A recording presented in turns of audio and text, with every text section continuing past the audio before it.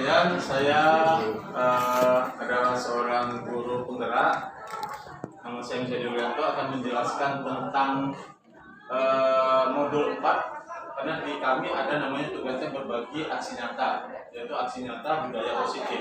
Nah, nanti ini akan saya sampaikan dengan Bapak Ibu, dan bagi Bapak Ibu yang kurang jelas boleh untuk bertanya dengan saya. Bapak Ibu yang berbahagia, pada modul berbagi aksi nyata ini di angkatan 3 ini, modul 1.4 tentang budaya positif ini ada beberapa hal yang akan saya sampaikan. Yang pertama, ini dia. Ada 3 motivasi perilaku manusia. 3 motivasi perilaku manusia itu, yang pertama adalah menghindari ketidaknyamanan atau hukuman. Yang pertama. Jadi motivasi perilakunya itu. Kemudian yang kedua, untuk mendapatkan imbalan atau penghargaan. Dan yang ketiga adalah menjadi orang yang mereka inginkan dengan menghargai diri sendiri dengan nilai yang dipercaya. Maksud di sini, 3 perilaku manusia itu motivasinya, kita sering menghindari ketidaknyamanan dengan hukuman. Itu misalnya ketika anak diberikan masalah dan mereka punya masalah, kita sering mengatakan kepada mereka akan harus memiliki hukuman. Yang kedua, dia harus mendapatkan imbalan. Ada dia ketika dia bagus, dia baik, maka dia akan diberikan imbalan. Dan yang terakhir, mereka akan menjadi orang yang mereka inginkan dengan menghargai diri sendiri dengan nilai yang dipercaya. Nah, harapan kita dari 3 ini, kita akan menjadikan anak itu menjadi orang yang mereka inginkan dengan menghargai diri sendiri dengan nilai kepercayaan yang ada. Itu 3 perilaku manusia, motivasinya. Selanjutnya, ada kebutuhan dasar di dalam ini. Kebutuhan dasar yang ada adalah yang pertama tentang survival, yaitu bertahan hidup. Itu kebutuhan yang diinginkan pertama. Yang kedua, love and belonging atau kasih sayang, kebutuhan dasarnya. Yang ketiga adalah freedom, kebebasan. Yang keempat adalah fun, kesenangan. Yang kelima, power, penguasaan. Nah, apa sih yang ada di dalamnya ini semua? Kalau kita melihat survival itu, contohnya dalam bertahan hidup, misalnya ada anak, dia datang ke sekolah, ternyata dia tidak terlambat, atau dia hanya datang ke sekolah atau datang ke kantin, tidak makan alasannya. Nah, itu alasan pertama adalah bertahan hidup. Kemudian dengan kasih sayang, contoh, tadi ada anak kita yang dia ngambil ternyata sepatunya putih, kemudian kita ambil. Dia berharap menghibari kita, tolong Bu, jangan dulu dong Bu, karena saya nggak punya, karena ini dan seterusnya. Yang berikutnya, kebebasan. Mereka ingin bebas nih. Mereka ingin bebas, gimana caranya supaya ada kebebasan diberikan oleh guru kepada mereka. Selanjutnya ada kesenangan. Contoh kesenangan itu, kenapa kok kamu malah ini membuat orang itu jadi kesal? Karena saya senang Pak, lucu aja melihat dia kalau dia kesal. Itu contohnya. Dan terakhir adalah tentang penguasaan. Contoh penguasaan itu ketika kita lagi mengajarkan, kemudian kita tahu anak itu melakukan perbuatan mengambil buku orang.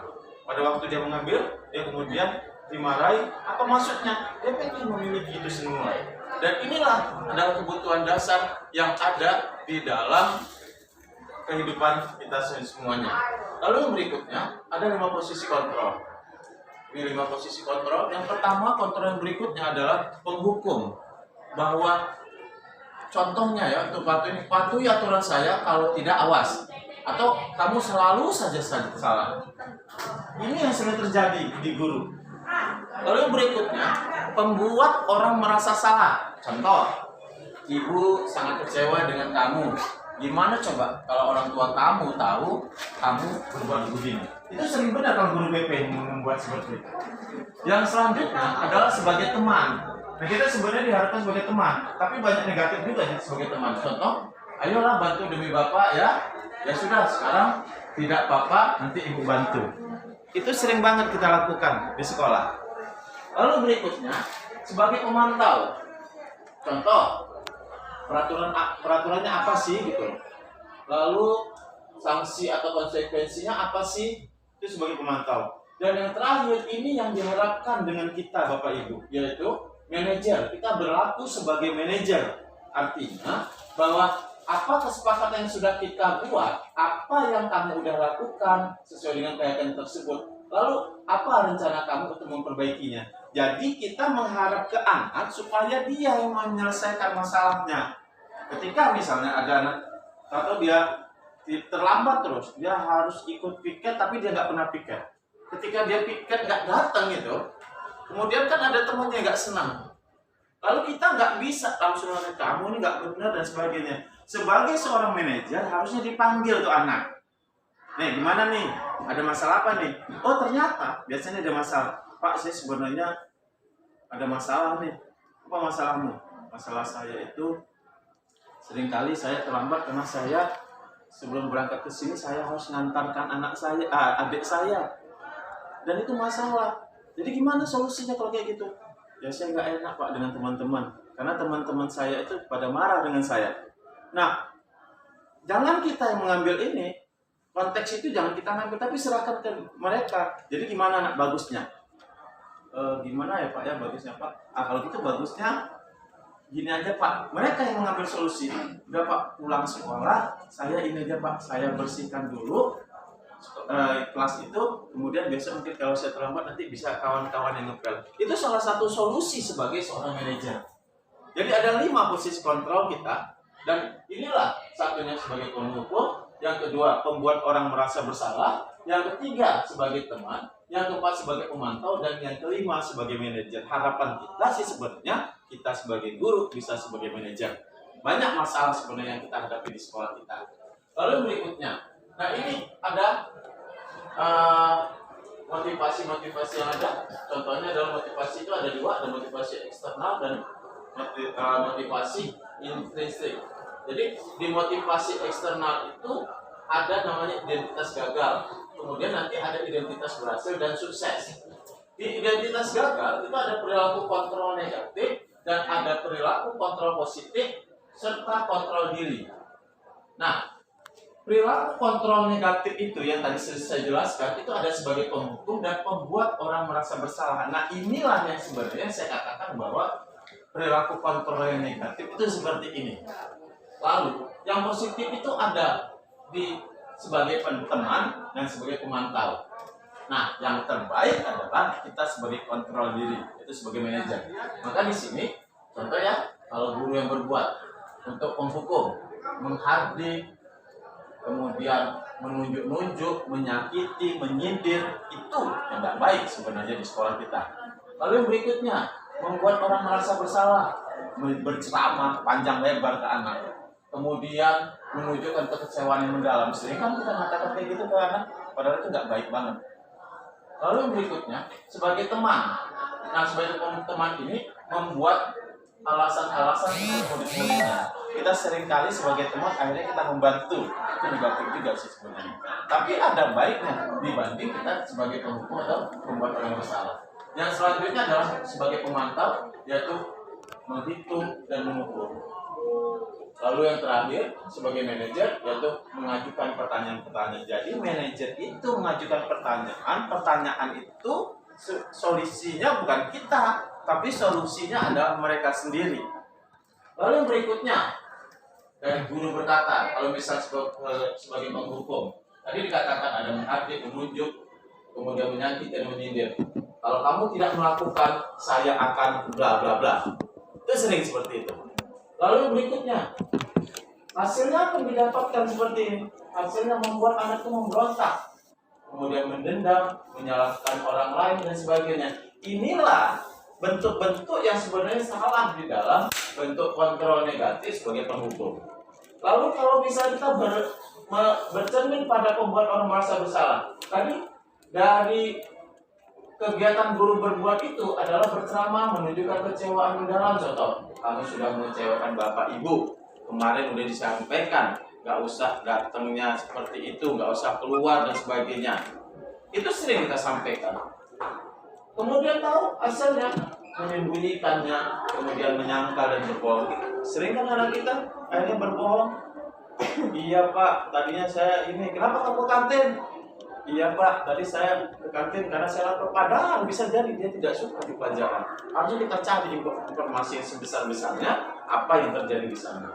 Lalu yang berikutnya, kalau dia sebagai teman, nah ini akibatnya ketika kita membuat dia alasan-alasan untuk muridnya, siswa kita menjadi ketergantungan dengan kita. Ketika kita nggak ada, dia jadi bingung nih. Jadi kita dukungannya.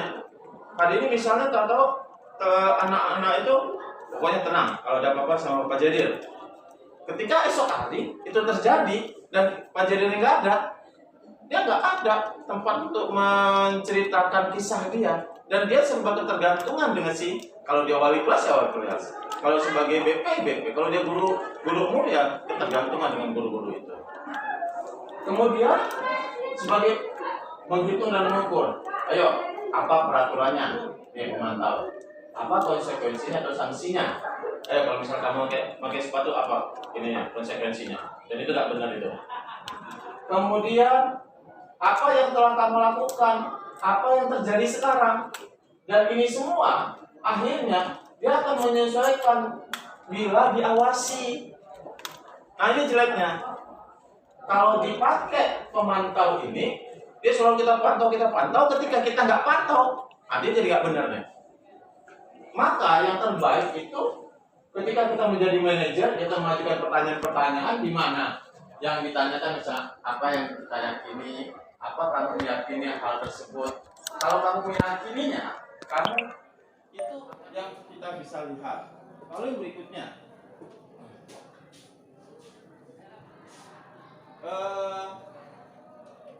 ini dia aksi nyata modul 1.4 upaya positif dengan membuat kesepakatan kelas. Nanti Bapak Ibu saya akan perlihatkan contoh di kelas tentang kesepakatan kelas, mengimplementasikan konsep-konsep inti dalam modul budaya positif di lingkungan kelas. Nah, nanti tujuan dari aksi nyata yang saya lakukan yang pertama adalah menciptakan suasana kelas yang nyaman bagi semua siswa. Itu tujuannya kesepakatan kelas. Lalu yang berikutnya memberikan kesempatan bagi siswa untuk mengungkapkan keinginan mereka terkait suasana pembelajaran di kelas agar tercipta mereka belajar. Jadi mereka bebas untuk mengungkapkan. Jadi selama ini kita sering mengasih peraturan ke sekolah, sekolah ngasih peraturan ke siswa, ini kita mulai. Ayo, apa yang kita lakukan di sana? Jadi sama-sama mereka yang punya tanggung jawab terhadap peraturan yang mereka buat. Lalu berikutnya membiasakan siswa melakukan budaya positif ini yang kita harapkan di sini. Dan yang keempat, memunculkan kesadaran atau motivasi intrinsik dalam diri siswa untuk menerapkan disiplin dan tanggung jawab dalam melaksanakan kesepakatan kelas. Nanti kita akan buat kesepakatan kelas. Contohnya apa? Nah di sini Bapak Ibu langkah-langkahnya adalah pelaksanaan aksi nyatanya. Yang pertama saya melaksanakannya berkoordinasi dulu dengan kepala sekolah dan wakil terkait rencana kegiatan aksi nyatanya itu menjadi apa. Lalu yang berikutnya sosialisasi kepada siswa, apa itu kesepakatan kelas, tujuan dan manfaatnya bagi siswa, guru dan sekolah. Jadi dipanggil kepala sekolah, kita sampaikan kepala sekolah, sampaikan kepada Pak Rudi selaku wakil kesiswaannya, kepada wakil kurikulum, wakil kesiswaan dan semua wakil-wakil. Kemudian setelah itu disampaikan ke kelas di mana kita akan menyampaikan kesepakatan kelas. Yang selanjutnya, siswa menyampaikan pendapat pribadi tentang kesepakatan kelas yang diinginkan. Misalnya, saya pengen kelas ini bersih. Nah itu udah kesepakatan kelas. Dan itu akan kita buat dalam tulisan-tulisan di kelas. Lalu yang berikutnya, bersama-sama siswa mengelompokkan kesepakatan yang sejenis. Kemudian guru dan siswa mengganti kesepakatan kelas yang berupa kalimat negatif menjadi kalimat positif. Lalu yang keenam, guru dan siswa menentukan nilai kebajikan atau keyakinan yang menjadi inti dari kelompok kesepakatan telah dibuat.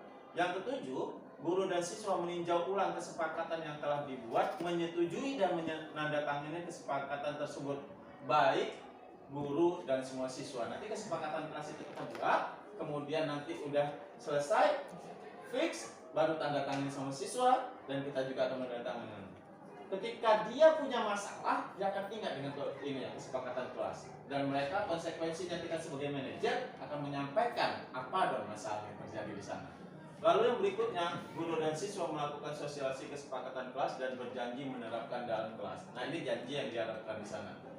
Nah ini Bapak Ibu dokumentasi proses dan hasil pelaksanaan aksi nyatanya. Ini seperti ini. Nah ini kesepakatan kelas yang dibuat. Jadi nah ini yang terjadi. Maka nanti kita akan lihat. Terima kasih kalau ada yang mau ingin jelaskan. Tapi sebelum ke sini kita akan melihat videonya yang sebagai mana yang tadi sudah saya sampaikan dengan Bapak Ibu.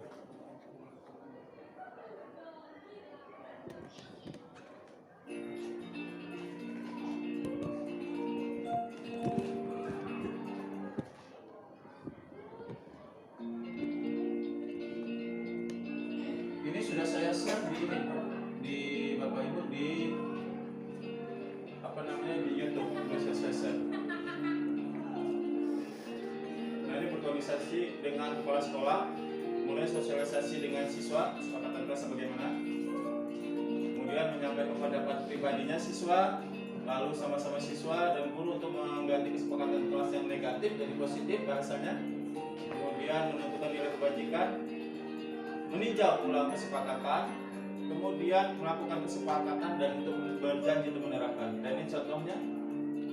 Nah, ini rencana tindak lanjutnya.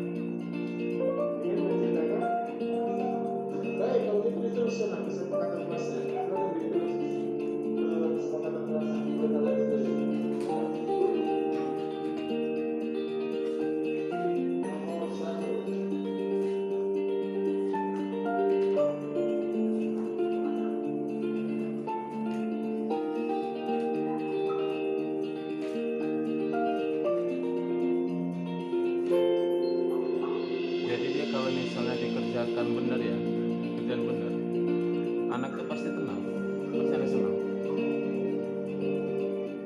Tapi kan masalahnya kita seringkali nggak melakukannya karena memang peraturan sudah dibuat, lagi kita masuk itu udah ada peraturannya, dan itu yang salah sebenarnya. Nah kalau kayak gini kan mereka nanti akan membuat yang jadi tanggung jawab terhadap kegiatan mereka sendiri.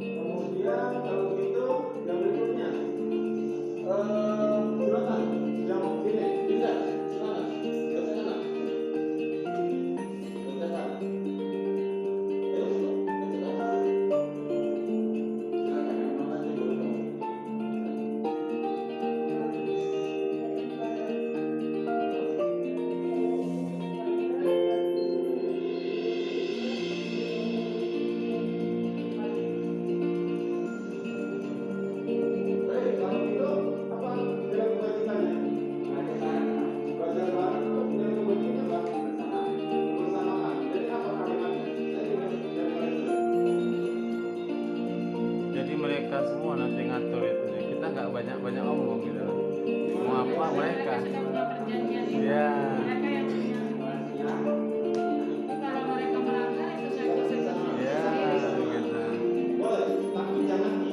Tapi memang di guru penggerak itu udah ada ya namanya reward dan punishment itu nggak ada. Hukumannya baik loh.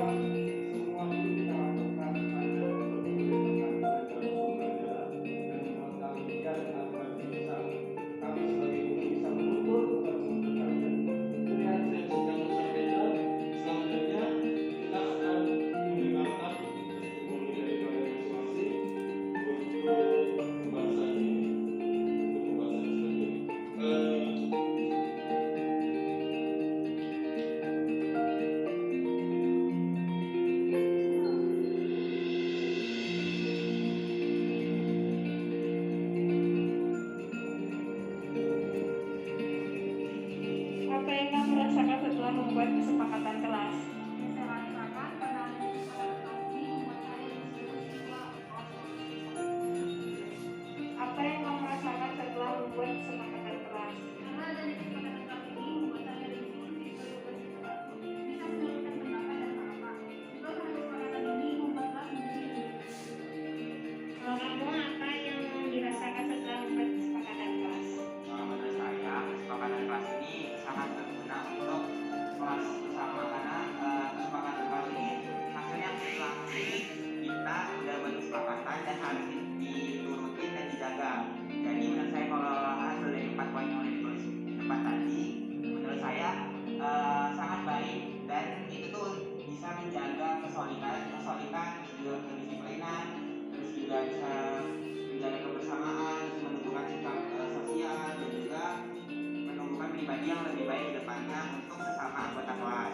Dan 4 poin ini sangat penting untuk menjaga relasi antara guru dan siswa sebagai pendidik dan yang dididik. Jadi menurut saya kesepakatan kelas ini sangat aman, berguna bagi kita sebagai anak-anak.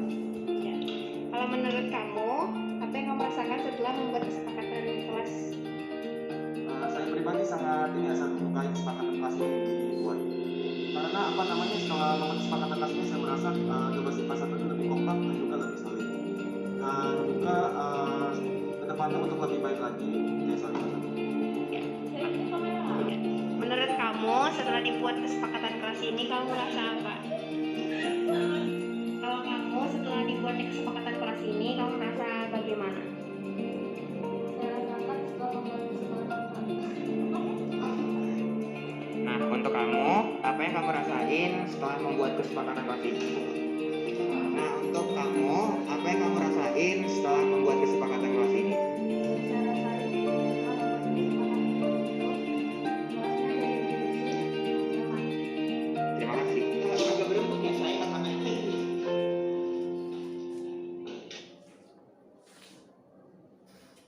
Ya, baik Bapak Ibu. Ya, baik teman-teman sekalian, itu tadi yang udah saya sampaikan dengan Bapak Ibu semua hasil dari kesepakatan kelas. Pastinya saya yakin pasti ada pertanyaan dari Bapak Ibu yang berhubungan dengan kesepakatan kelas yang di dalamnya terkandung budaya positif. Dipersilakan yang mau bertanya Bapak Ibu. Silakan. Mbak, silakan Mbak. Saya Pak. Silakan. Tadi kan ada tentang manajer ya Pak ya. Kita harus berperilaku sebagai manajernya. Nah, terus buat kesepakatan kelas tadi ada standarnya atau enggak Pak? Nah, tadi kan contohnya kan itu termasuk dengan kelas yang bagus ya Tapi Pak ya. apakah memang Siswanya ada sebuah mau ide menuruti untuk merubah? Ya. siswanya tadi mau menuruti gurunya gitu ya. Iya. Nah, gimana sikapnya gurunya untuk membuat kesepakatan kelas kalau kelasnya itu memang benar-benar karakter anaknya itu di luar batas gitu loh Pak. Misalnya dia nanti buat kesepakatan kelas ternyata dia buat kesepakatan yang nyeleneh-nyeleneh. Itu bagaimana cara menyikapinya?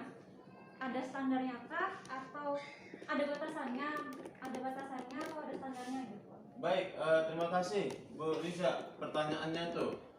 Sebenarnya kalau ditanyakan apa sih kesepakatan kelasnya itu, yang inti sebenarnya inti di sana kita kan sebagai manajer tuh. Kalau kita sebagai manajer gimana caranya semua dimintakan ke anak. Nah, ketika tadi dikatakan ini kalau sekolahnya bagus nggak masalah. Ketika sekolahnya ada masalah seperti itu, diingatkan dulu.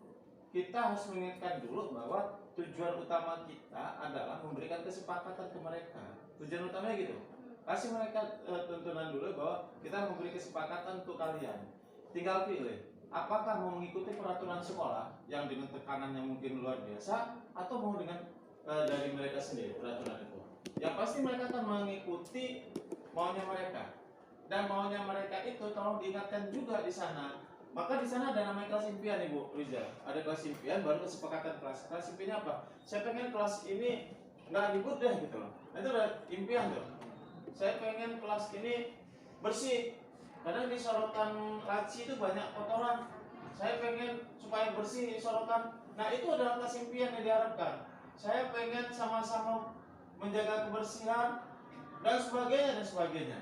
Dan itu semua bisa kita lakukan ketika anak yang kita suruh. Jadi nggak ada dari sama sekali sebagai manajer, tidak ada sama sekali kita yang memberikan. Ayo kalian harus mengatakan bersih ya, kalian harus mengatakan ini harus sehat ya, dan seperti itu.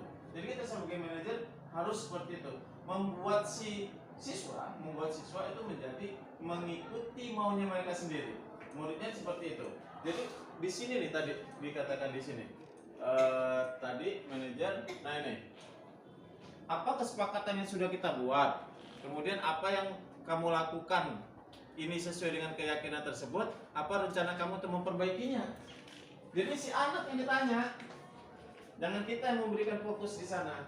Insya Allah kalau di sekolah kita bisa terjadi seperti itu, karena kelas sekolah kita termasuk, kita kan akreditasinya udah baik nih, termasuk untuk inputnya, karena kita dianggap sama secara keseluruhan, insya Allah bisa untuk menyelesaikan itu. Mungkin itu jawabannya Bu Riza.